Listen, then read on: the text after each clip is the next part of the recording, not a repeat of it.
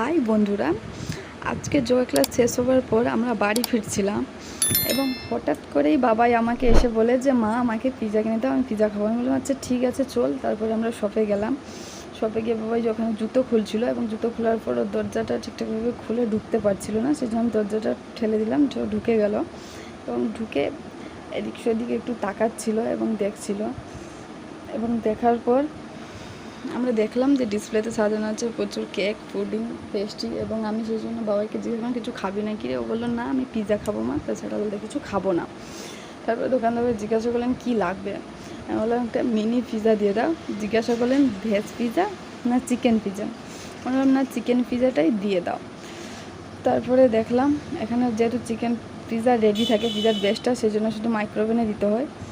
তারপরে দেখলাম ভাই ফ্রিজ থেকে বার করে পিৎজাটা মাইক্রোওভেনে দিলেন গরম করার জন্য এবং গরম করছিলেন। গরম করার পর গরম হয়ে যাওয়ার পর পিৎজা স্লাইস কাটছিলেন এবং স্লাইস কাটার সময় জিজ্ঞাসা করছিলেন পার্সেল নেবে না খাবে।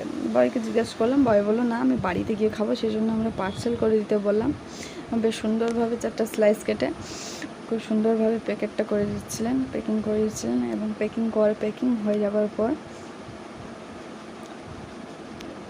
আমি পিৎজাটা হাতে নিলাম এবং হাতে নিয়ে আমি বয়কে দিলাম। বয়কে বললাম চল ঘরে চলাম। সেই জন্য বাবাই সব থেকে বেরিয়ে বাইরে এলো এবং বাইরে এসে জুতোটা ভরে নিল এবং জুতোটা ভরে নেওয়ার পর বন্ধুরা যেহেতু বাসের সময় হয়ে গিয়েছিলো সেই জন্য আমরা একটু তাড়াহুড়া করে বেরিয়ে গেছিলাম। চলুন বাকিটা আনবক্সিং আমরা ঘরে গিয়ে করবো।